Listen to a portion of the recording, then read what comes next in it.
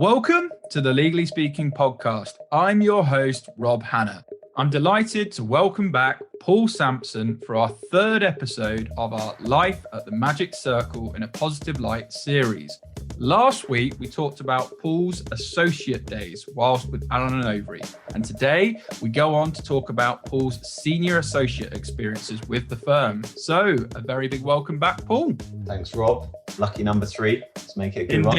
Indeed. We've had lots of positive feedback already off the first couple of episodes we've shared. So, looking forward to sort of jumping into this one. So let's get into it. What are some of the extra responsibilities you do gain as a senior associate at A&O? Well, I think there's an expectation that you're leading on deals. So whilst partners are still very much involved and the ultimate sort of point of responsibility, the day-to-day running of the matter and a lot of the interaction is done by the senior associates.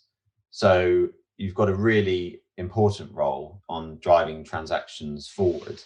And, I suppose looking back, that ends up with slightly at times feeling like the squeezed middle, because what happens is you've got partners delegating to you from above, and you've got associates asking you to sort of review their work from below. And so it can be a busy time and quite a significant step up, particularly when, together with the running of matters, you are expected also to be involved in the running of the groups, giving training, helping on business development, all sorts of different things that go into having a successful department. So yes, the step up can be quite significant, I would say. Good stuff. And before taking that step up, what did you have to do? So what were some of the criteria to reach senior associate? I think it's become sort of harder over the years, really. People of a younger generation will accept that, the days of sort of being made a partner after sort of 3 or 4 years of qualification are long in the past. So part of it is just the time on the clock, as it were. And actually, it's probably for good reason, because you do need the hard yards, you need the hours, you need to have various experiences before you're really ready to operate in that way. But really what you're doing as an associate in order to get promoted is demonstrating that you have the intellectual capability to be senior, that you can run a matter, and matter management is hugely important, because actually a lot of problems can occur if you're not organized, and you're sort of a chess player. You're thinking 10 moves ahead, and you're making sure that all the plates are, keep on spinning. So that's what you're trying to demonstrate as an associate, and also just being a good citizen, frankly, being someone who more junior people in the team can look up to, can talk to, seek out for advice and that sort of thing. It's not all about clients. I'm not sure if any clients are listening, but actually a lot of it is inward looking rather than outward looking.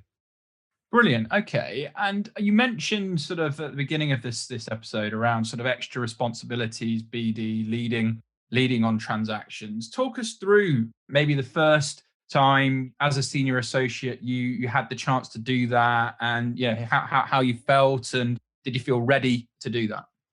That was always a strength of mine, to be honest. So I didn't really wait until I was a senior associate. And I think that's part of the secret, actually, of anything, not BD, but just really what, they always say, act the job you want, not the job you have. So really from very early on, I was trying to do whatever I could in terms of business development. I remember I couldn't have been more than 2 years qualified when I found a contact on LinkedIn who had been at another firm that the partner I worked for had been at, and I dropped him a message and said, I work with this partner, you may recall him, it'd be great to, and this, I should have explained, this guy was a very senior lawyer at a fund manager, and would you like to have a coffee? So myself and the partner went to meet him, and one thing led to another. We ended up giving them training, and then we were instructed on a fund. Now, we weren't instructed on the fund directly because of me, but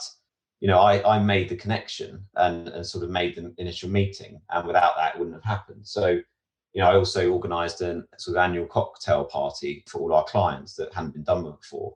And sort of little things like that were, you quickly get a reputation for being good at business development. So I would definitely say to people, do not wait until you're a senior associate to start that, because actually it's pretty difficult, frankly. For a lot of people don't enjoy the business development side of the job.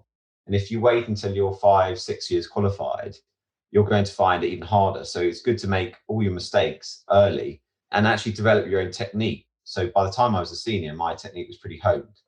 Brilliant. Okay, that's really, really sound advice. So thanks so much for sharing that. And I guess in terms of people having a perception that, well, it's, isn't the magic circle, it's competitive, but do I actually stand a chance of sort of making it? What would you say to people? Would you give them any sort of top tips? I mean, look, it's competitive, but it's not impossible. I did it. So, really, you can have a great career at A&O, and I know we're going to come on to sort of partnership on next week's episode, but really getting to senior associate it should be achievable by most people if they want it. Not everyone does, of course. A lot of people decide, it's not for them, and they go in house or they go to a different profession altogether. But you don't have to be a genius, right? You just have to have a certain level of intellectual capability, a certain amount of drive and ambition. But otherwise, it's sort of simple stuff, the kind of being organized, being nice to people, being someone that people want to work with and for. And in that sense, it's eminently achievable. And I guess another thing that people talk about or try to critique or say, well, it's just about the hours. If I do lots of hours, then I'm going to progress. Is it just all about the hours, or it sounds like it's a lot more than that? It's a lot more than that, Rob. I mean, look, if you did no hours and you just spent all your time being nice to people, then you wouldn't get it either, right? So it's a business at the end of the day, and it took me a long time to kind of understand the business of law. And actually, I think a lot of people don't understand it, and I'm not sure law firms really train people that well in terms of understanding the business, how we make money, why we do certain work and not other types of work. You do need to have some time on the clock. But if you're just a workhorse and just someone who sits at your computer all day grinding out the hours, then you're not going to be a particularly rounded person. And at A&O, we're looking for very rounded people. Not everyone has every single, well, actually no one is good at everything, of course. But what you want is the right mix of enough good qualities that warrants that person, holding a senior position in the firm, and actually being a senior associate at A&O is a very important position. Yeah, no, thanks for sharing that. And just one final question, because it's well documented that people say, well, I'm going to get lots of experiences and then I'm going to jump in house. What would you say the counter argument to that is? Why should people stay private practice and go on to reach senior and then potentially partner? I appreciate everyone will have their own individual reasons, but is there anything you would say to that when people are maybe having doubts about staying in private practice?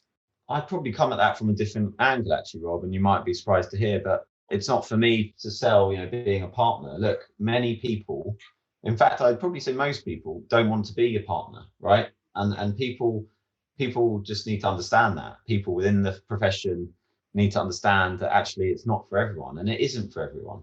And there's nothing wrong with coming to a place like A&O, getting experience and leaving and taking those skills elsewhere. And actually, law firms don't do this very well. If you look at somewhere like McKinsey, at McKinsey, you have partners, right? But actually, most people are expected to leave and encouraged to leave. And actually, a friend of mine at McKinsey, he was given a huge sort of grant to set up his business, because what McKinsey realized a long time ago, and what we've now realized, is that actually your best chance of getting clients is through the network of alumni, effectively, right?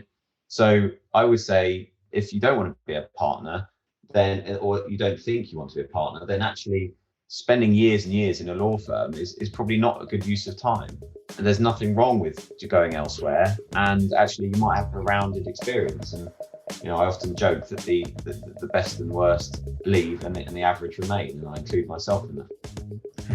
I'm not quite so sure, but yeah, thanks so much once again, Paul. Really enjoyed learning more about sort of your senior associate days, what it took, how you got there, and I'm really excited to wrapping up our final mini-sode next week on how you reach partner with Alan Overy. But for now, over and out. Are you enjoying our latest mini-series in collaboration with Alan and Overy? Why not check out our main episodes out every Monday? In season 3, we welcome 30 inspiring guests, including law firm partners, entrepreneurs, thought leaders, and legal tech trailblazers. So stay tuned.